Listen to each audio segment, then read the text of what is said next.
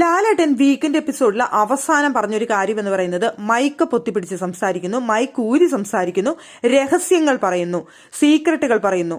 ഇത് ആരാണ് ഇവിടെ ചെയ്യുന്നത് എന്ന് ലാലേട്ടൻ ചോദിച്ചിരുന്നു.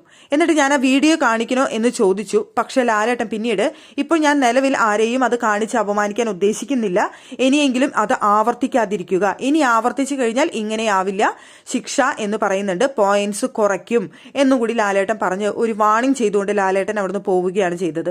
സത്യത്തിൽ അവിടെ ഏറ്റവും കൂടുതൽ സ്വകാര്യം പറയുന്നത് പ്രേക്ഷകർ കണ്ടിരിക്കുന്നത് അത് നമുക്ക് അറിയാം ജാസ്മിനും ഗബ്രിയുമാണെന്ന്.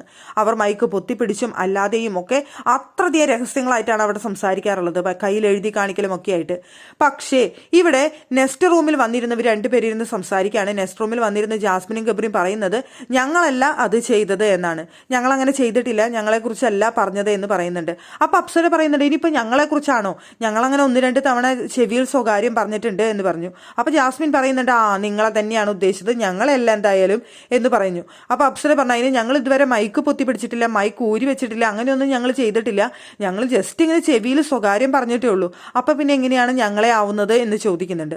അപ്പൊ അവിടെ കളിയാക്കിയോണം അല്ലെങ്കിൽ ആ രഹസ്യമൊന്നും മറയ്ക്കാൻ എന്ന പോലെ ജാസ്മിൻ പറയുന്നുണ്ട് ഞങ്ങൾ സംസാരിച്ചത് ചെവിയിൽ സംസാരിച്ച സ്വകാര്യം എന്ന് പറയുന്നത് I like you, I love you, I miss you ഒക്കെയാണെന്ന് പറയുന്നുണ്ട്. അപ്പൊ അപ്സര പറയുന്നുണ്ട് അങ്ങനെ സത്യങ്ങൾ വെളിയിൽ വരട്ടെ എന്ന് അപ്സര പറഞ്ഞവരവിടെ ചിരിക്കുന്നുണ്ട്. സംഭവം എന്തായാലും നമുക്ക് പ്രേക്ഷകർക്ക് അറിയാം അവിടെ ഏറ്റവും കൂടുതൽ അങ്ങനെ രഹസ്യങ്ങൾ സംസാരിക്കുന്ന വ്യക്തി എന്ന് പറയുന്നത് ജാസ്മിൻ ഗബ്രിയാണ്. പക്ഷെ അവർക്കത് അംഗീകരിക്കാനായിട്ട് ഒരു മടി. ലാലേട്ടൻ ആ വീഡിയോ കാണിച്ചിരുന്നെങ്കിൽ ആ മടി അങ്ങ് പോയി കിട്ടിയേനെ.